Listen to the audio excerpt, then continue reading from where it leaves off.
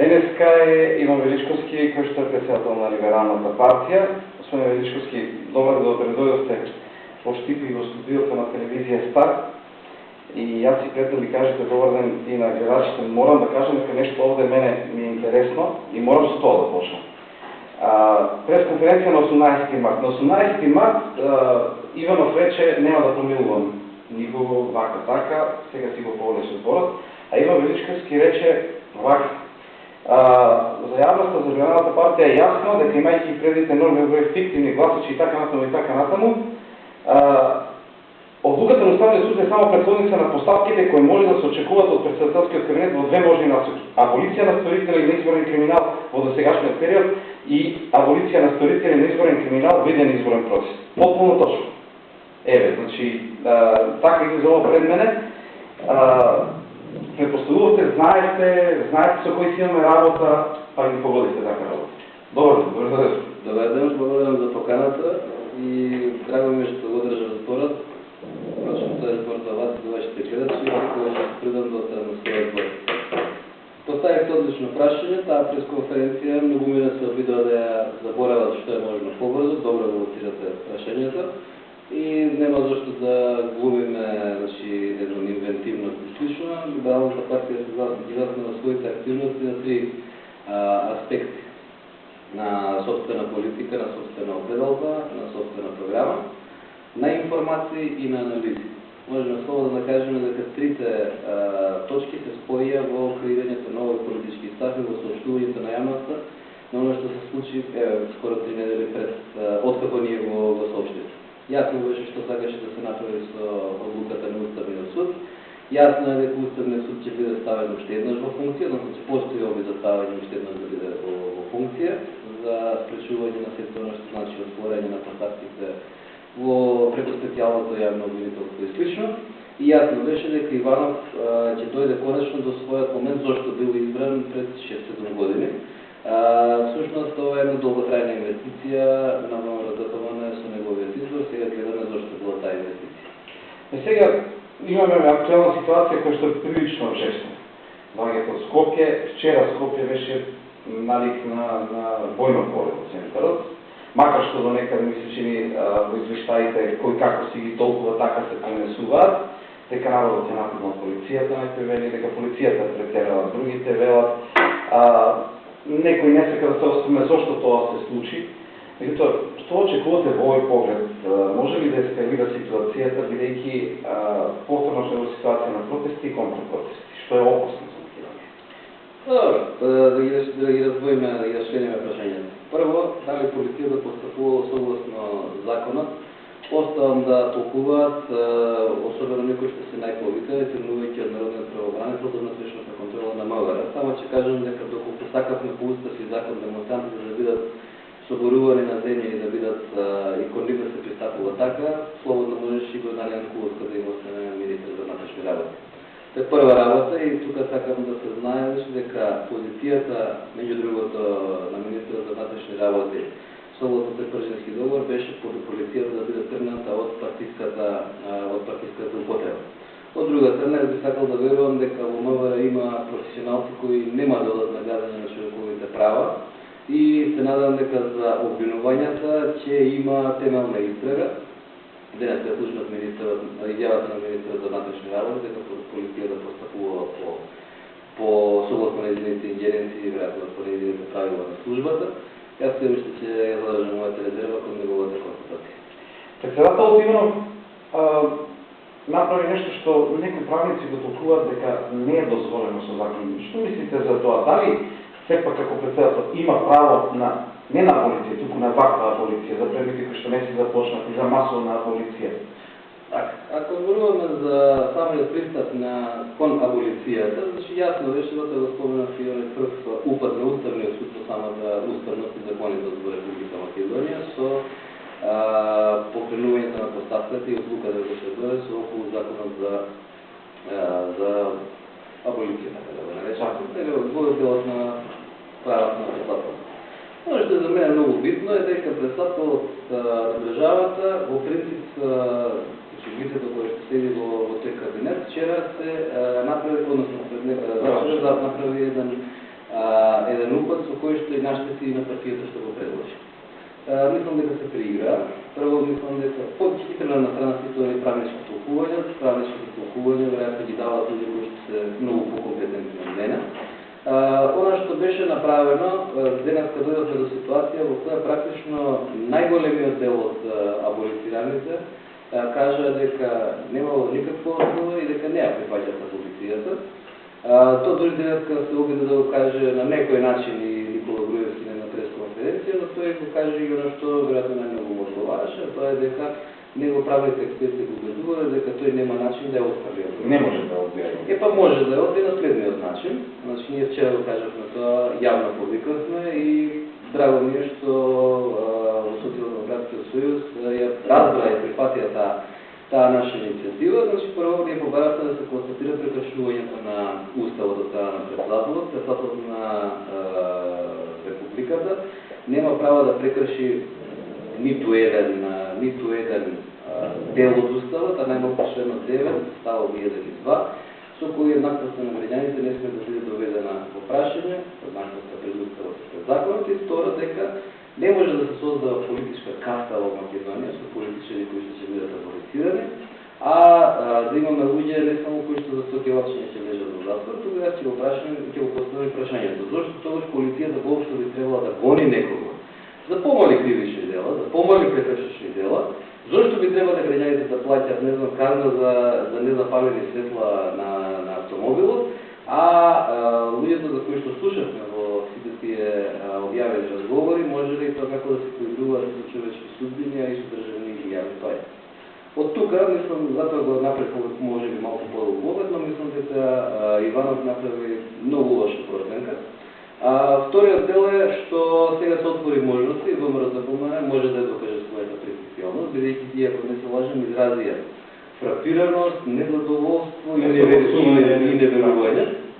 Ева да го истија својата фрапе, се надам дека сега може да постапат онака што би доликувало на една политичка партија и на одговорна политичка партија да ја подржат иницијативата, што до вчера мислам 30.000 иницијатива поднесува за премијето, да ја пишме, односно за покренување на постапка за утврдување одговорност. Вториот дел е што тука ќе може и ДУИ, како дивен коалиционен партнер, да ја докаже својата намера и да потврди две работи. Прво, дали стои на тоа дека не го смета Иванов за председател на Републиката. Го изјави пред некој ден. Па добро, па многу често го изјавува, сакаме да видиме сега има можност тој на дело да го покаже. И ова ќе биде една страшно добра можност за еден, така да го наречам, политички детант. Всушност, ниту еден политички субјект не ја прифаќа аболицијата на Иванов. Ако е така како што кажуваат, еве им е можноста да се извршат својата уставна должност, својата уставна надлежност преку пратениците, значи да се донесе одлуката за покренување одговорност на председателот на Република. Ако не, во фарсата нека си веруваат самите и така другите не им веруваат. Верувањето или неверувањето е работа на тоа како за себе размислуваат политичарите и политичките партии кои што се актуелни во власт. Меѓутоа, разрешницата на се ова, како, значи, една од тезите на Иванов, ке речем Григор, на Иванов беше... Да не мешаме државник и Иванов. За малку ми одиде мислата таму, макар што, да ви кажам право, се нервирам кога некој ќе каже не е ова прв пат да се аболицира и вели и Црвенковски го аболицираше заедно. А никој не сака да каже дека покојниот Борис Тајковски аболицираше господиновски уште некој беше. Не е битно. Иванов, тезата му беше дека ова го прави за да се помират луѓето. А веднаш потоа се случува нешто што е далеко од помирување. Што се случува со разрешницата? САД излезе денеска со една формулација да ја преиспита Иванов одлука.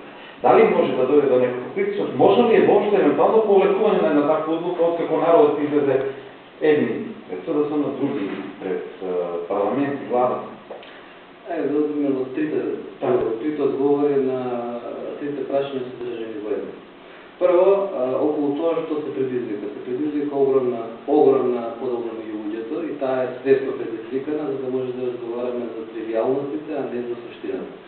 Нашиот повеќе, тоа нашиот пристап, секогаш бил да се постигне така да се вели национално помирување или национална консолидација. И таа не се однесува само на односите меѓу македонците и не се однесува само на односите меѓу македонците и албанците, туку се однесува на една сеопшта, така да кажем, помирување и враќање на ниво на функционалност на државата.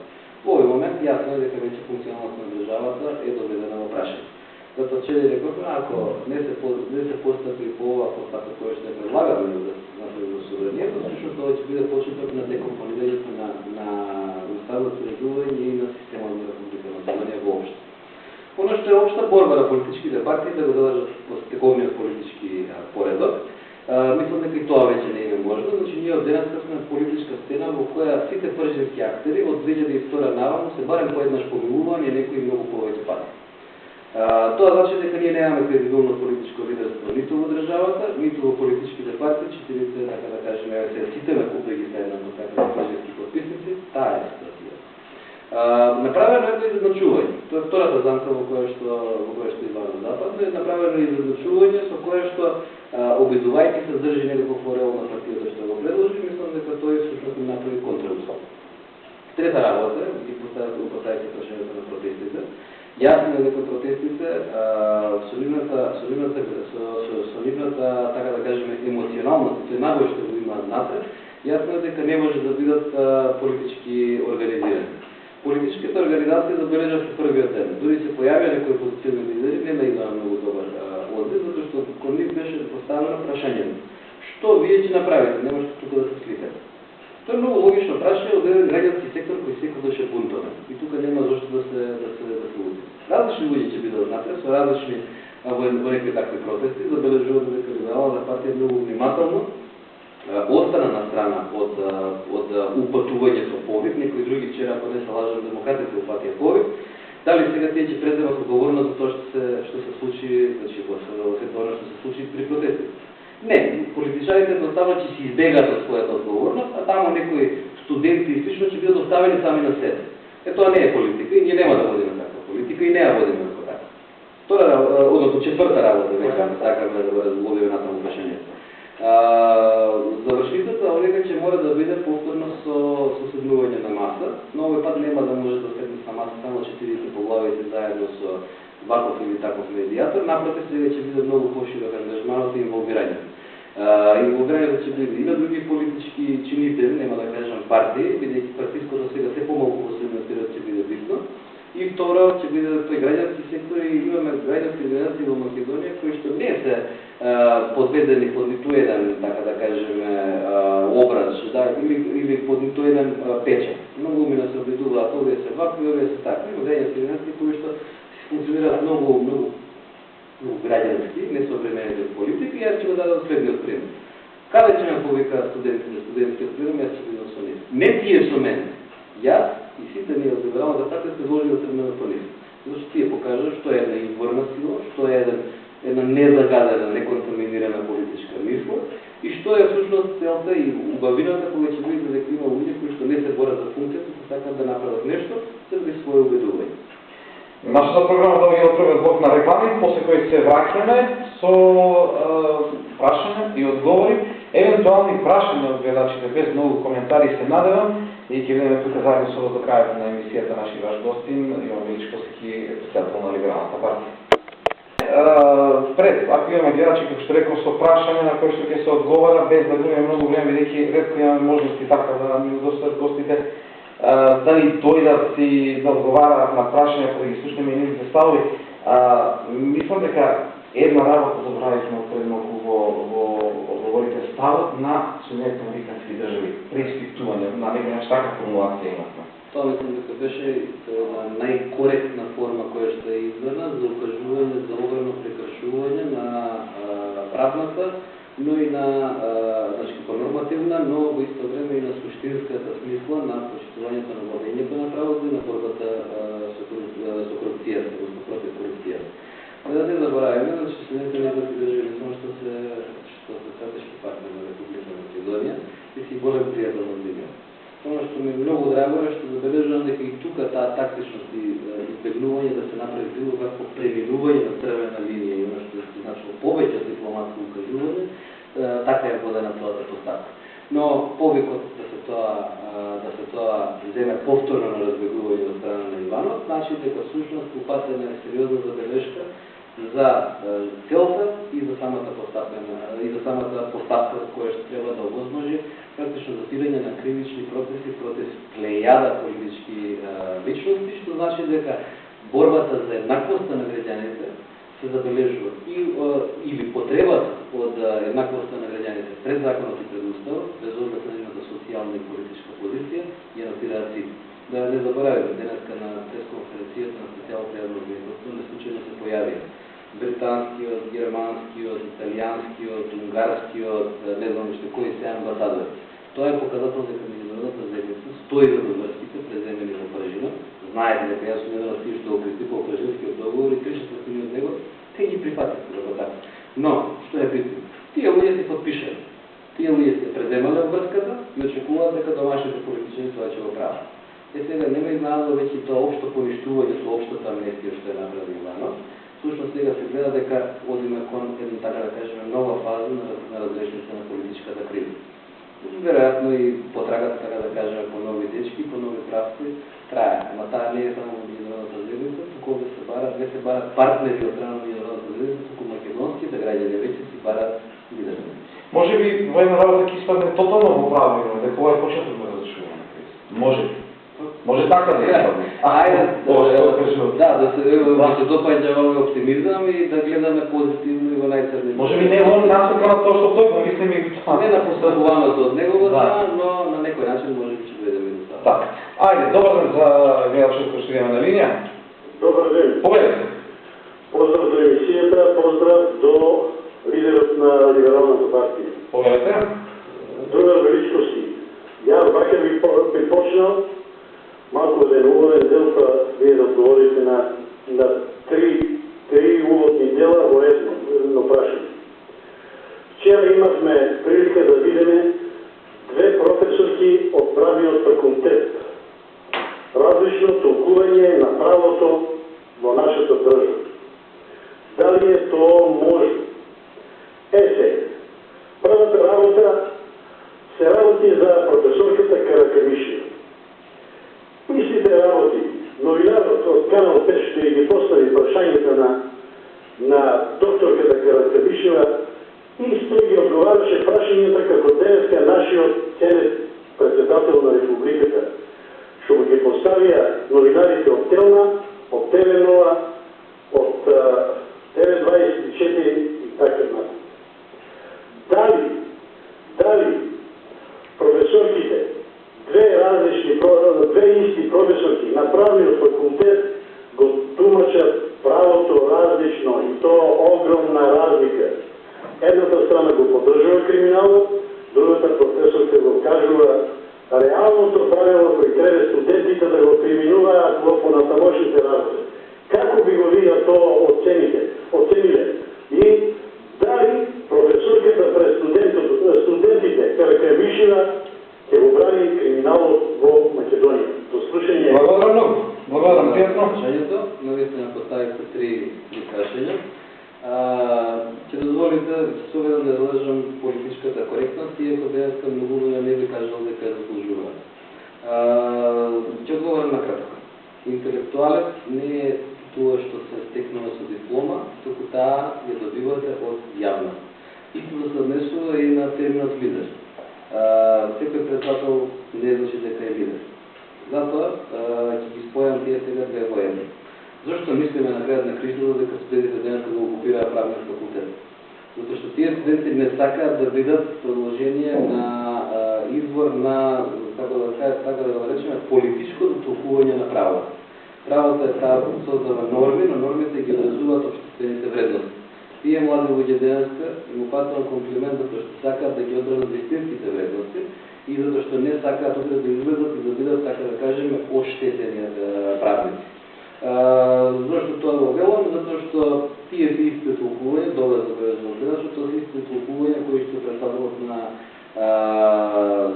се обидал да го интерпретира тоа така во неговото интервју.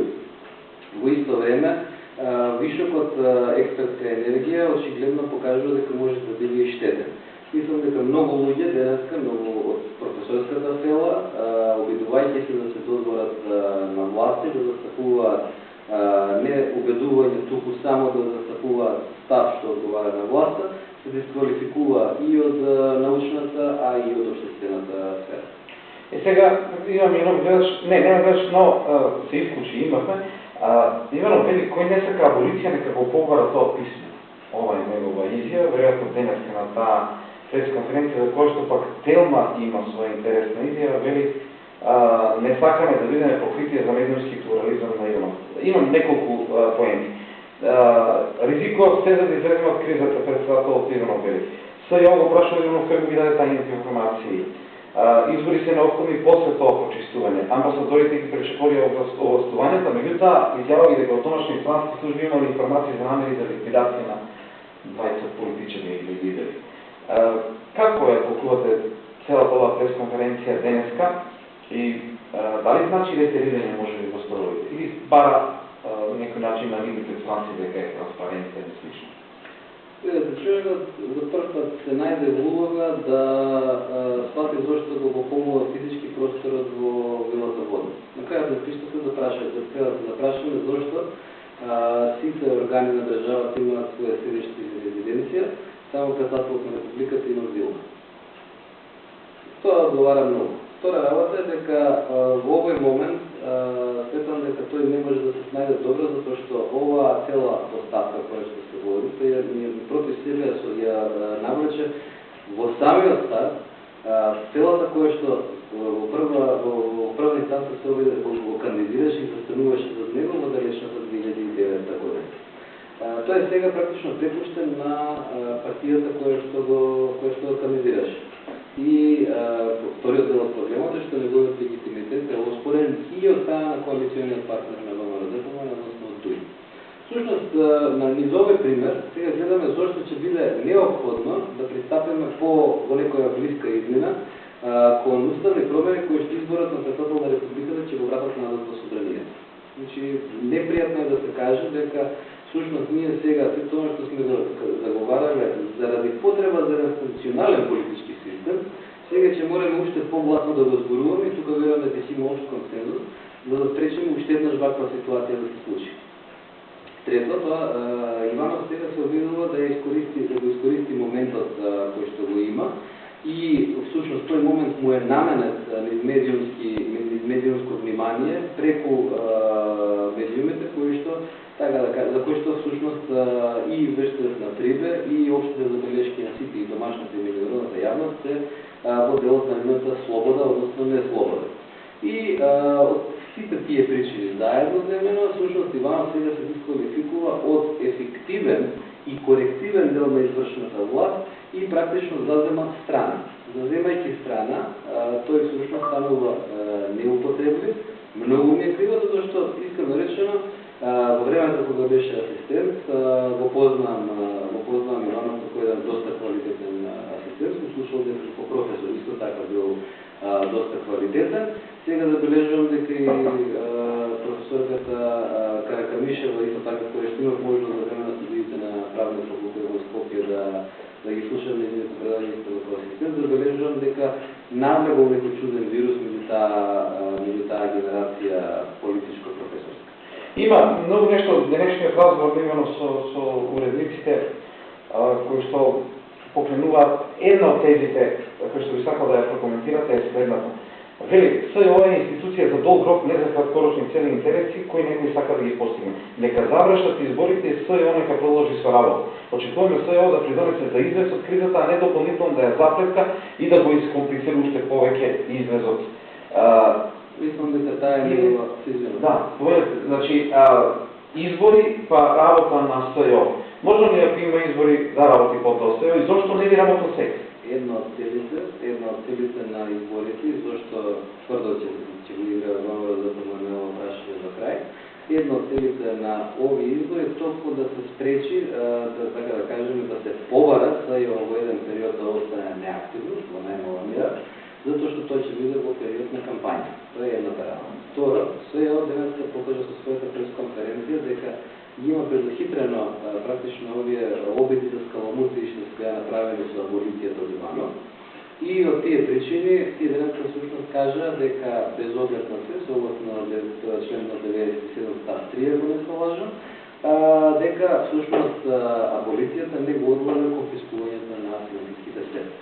И за волја на вистината, кај добар дел од нашите политичари, аз няма намер да бидам ничи адвокат, само ќе кажам дека кај добар дел од нашите политичари, нивни се работници, за него очигледно се гледа дека на функционери не само од првиот, туку од вториот ешелон, од државна, на државна власт, дори на локална самоуправа, сите тие остануваат без оно што најмногу го сакат, а тоа се парите. Мислам дека имаме денеска ситуација, и тоа е причината за презирот кон политичарите, што владее во Македонија, тоа е дека на многумина од политичарите може да им земете душата, ама парите не. Сега се гледа дека нивната